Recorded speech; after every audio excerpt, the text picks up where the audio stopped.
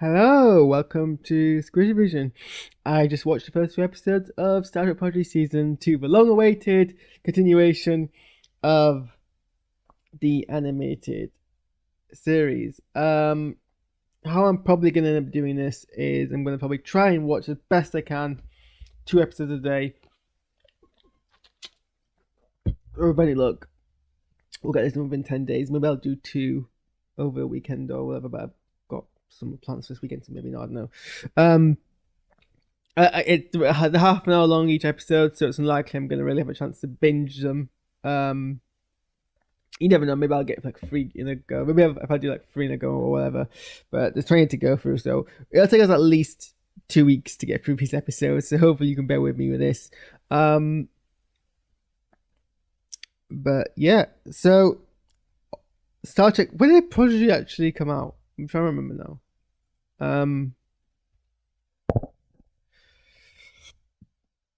So it's been about a year and a half, basically a year and 7 months, because it came out in December. I published it in 2022, so it's been like a whole more than a year. It's been quite a big gap. Which I don't think does this season any favor. So obviously, if you don't know the story and if you're watching this, you probably do.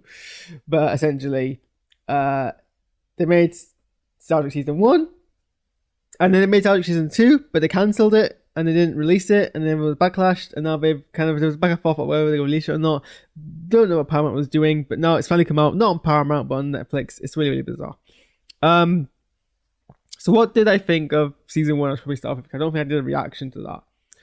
I actually am really ashamed. I went into season 1 with a prejudice. I thought that I was convinced that this was going to be just a.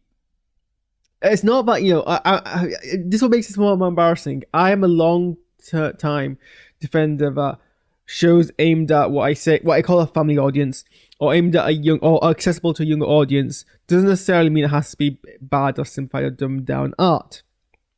So it bothers me people are like, oh, this is a children's show, this is a children's cartoon, this is a children's film. I'm like, no, it's aimed at younger audience, it's accessible to younger audience, but it's still it should still be applicable to everyone, because everyone should be able to enjoy it. And if it's only enjoyable by a younger audience, it's dumbing down to them.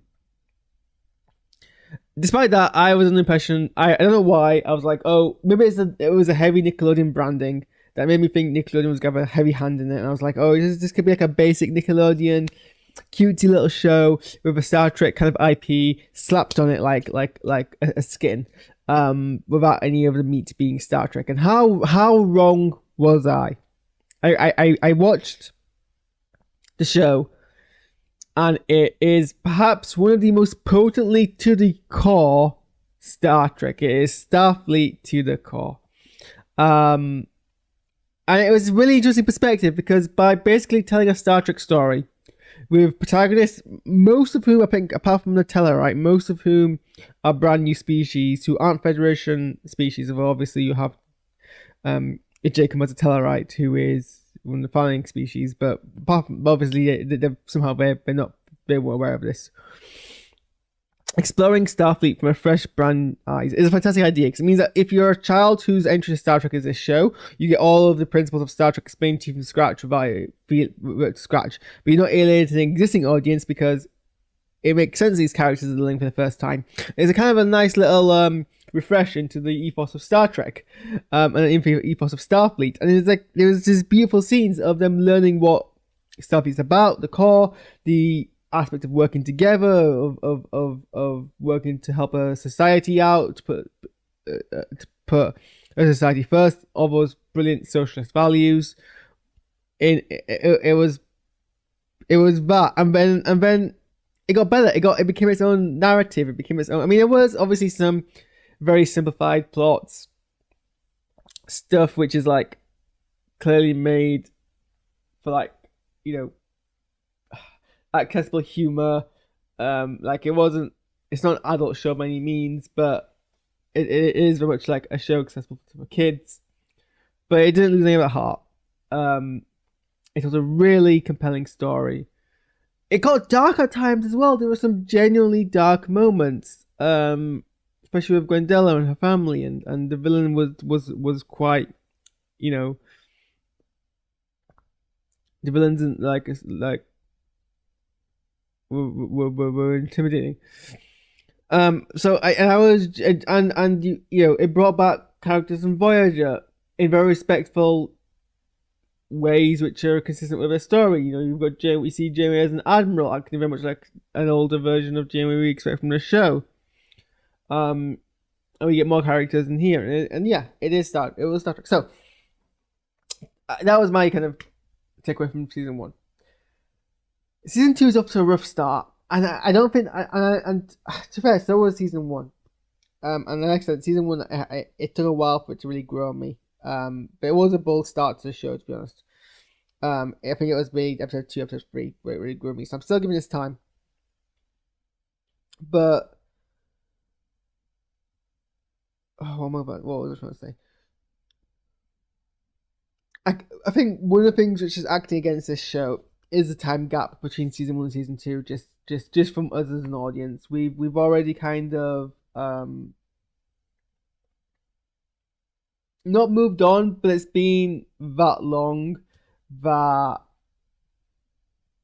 I've kind of not forgotten, but I've kind of like disconnected from these characters. And it's clear that this show isn't meant to be watched with that gap in mind. So you're meant to go into these episodes already familiar with these characters, and I already know who they are, but you know, their characters are very limited to this show. I'm explaining about it. Let me restart. Obviously, I watched the show. I got very attached to characters. I mean, it's a year and a half, and I've kind of moved on. And I haven't forgotten about the characters, but I've kind of disconnected from them. And more than the show it should have expected to, because it wasn't meant to be this delay of more than a year. So wherever a show, you know, typically if you have a delay so long, you would probably be introduced to characters a bit. The show doesn't do that because it doesn't expect you to have that giant gap. So a lot of the kind of minutiae of the characters I've kind of disconnected from. I'm gonna have to relearn, and that's kind of makes it rough. I think also the animation and the part of it seems rushed. I don't know if that's a prejudice, or if by the nature of the production behind the show, they weren't able to do multiple drafts. I mean, they finished making it, and they finished writing it, and they finished making most of it when it got cancelled. So it feels like they didn't really do any like kind of second or third passes. Maybe they did, but like some of the animation seems a bit more rougher than I remember season 1 being. Just elements like that. It was great to get Rob Picardo back as the Doctor. One of my favorite characters in Star Trek is the Doctor by so far. And he's not an actor who I would expect to kind of like just phone it in their performance. There was something a bit wooden, or like there was something a bit off. I don't know if that's just his age and I'm not used to it. Maybe I think most of it is actually that a lot of Rob Picardo's portrayal as a Doctor comes from the nuance of his body language. I think he acts a lot through his face, a lot through how he holds himself, a lot through his demeanor, in a way which isn't necessarily reflected by this episode's. It's not really reflected by this episode's by the animation. Sorry, I'm sorry. It's. I'm exhausted from the weekend. It's 20 to midnight. I'm gonna go see if I finish this. I'm trying to get my thoughts out before that. A lot of Rob Picardo's performance in Voyager has a lot to do with his physical acting, which obviously doesn't translate directly through here.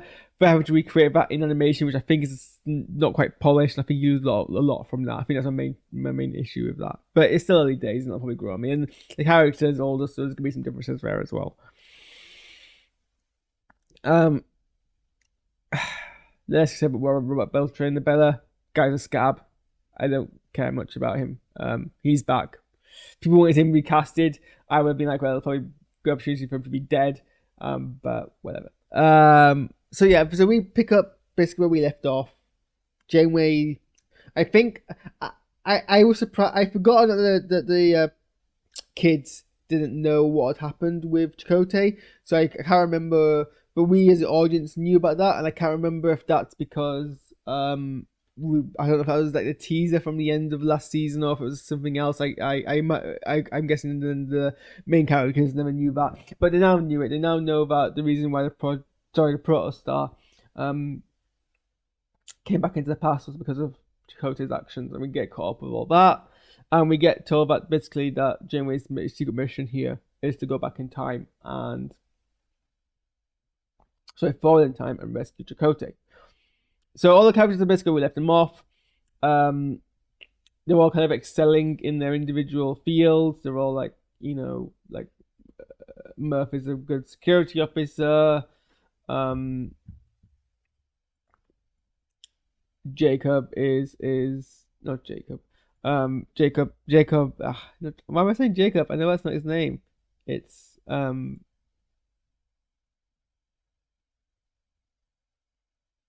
Jacom. I don't know why my mind is blanking there. Jacom is being a very good engineer. Zero is still connecting, still trying to work out where their place is in society as the non-corporeal. And Dal is being Dal. It's kind of where we left them off, picking straight from that. They are one of the cadets who get promoted onto the mission for Janeway to go get Chakotay. Part of me is wondering if Janeway invited them onto the ship because she knew that their protagonist status, I've got no way of putting it, it's very meta, that they would cause trouble, that would inevitably would save the day. It kind of seems like the thing Janeway would do would be to invite a bunch of people she knows are like those rash younger officer types to come along and fix the day. I don't think that's inherent in the text, but it's a cute thought, isn't it? So Darwell's a bit kind of questioning whether they made the right choice in coming and joining Starfleet because they're still very much in love with the whole ethos that they were. It's actually interesting because it's very much something that I can find relatable. The idea of that you were given this opportunity because you were so independent and you were able to basically run your own ship, but now that you've got what you wanted, you are just having to go and redo all the steps from scratch. And I can appreciate how frustrating that is because it's something I've had to do in my own life, and so I can relate a lot to Dal here. In feeling frustrated that he's now got to basically prove himself again that he can be an officer when he was basically the captain of a ship. He's got to basically now be a cadet. Not even a cadet, a warrant officer, which apparently somehow in Starfleet is pre-cadet. I don't know how that quite works.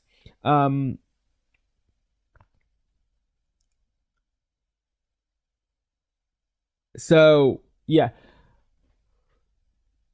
he's struggling with that. Everyone else is kind of taking to their new roles. Most of all, it's Rock, who doesn't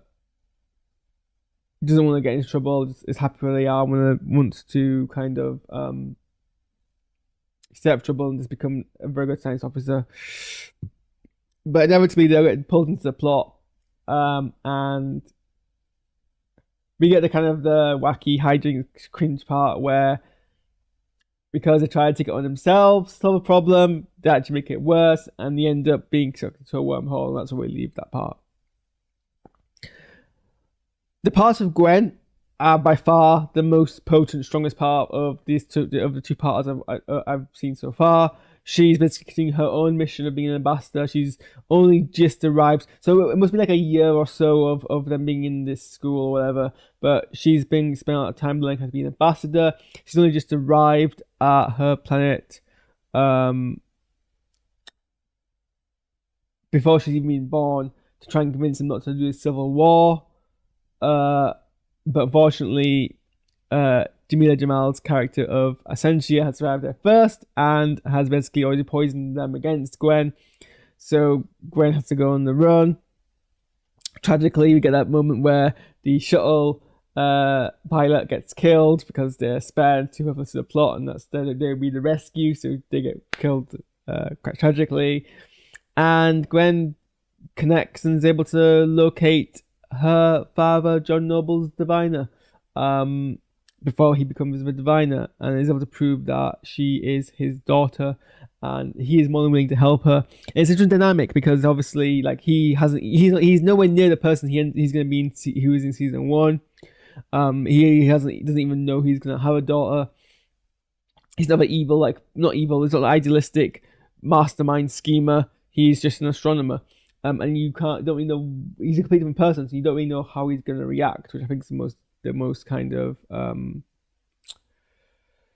frightening thing. But he seems at this point to be on her side, and as is often the case in Star Trek, there is some kind of ritual, competition, or combat that one has to do to prove themselves in order to basically reestablish their standing in society, and that seems to be Gwen's thing. But Gwen reconnecting with her society 20 years before she's even been part of it is and going counter to the function that she was groomed to be. She was groomed to be a savior of her society by destroying the Federation, and now she's trying to be the savior of society by embracing the Federation values, and that's such an interesting concept. I'm excited to see where it goes. Okay, I've been speaking about a lot and very fast, so I've done this review in 16 minutes, but that's fine for what's essentially an hour of TV. Hopefully, tomorrow I don't have any plans, so hopefully I'll get home early, and maybe we can fit in 4 episodes so I can, catch up a bit more. But thanks for tuning in. I'm probably going to go to bed because I've had an exhausting weekend and I need to sleep. And I will catch you all hopefully tomorrow. Yeah, see you guys.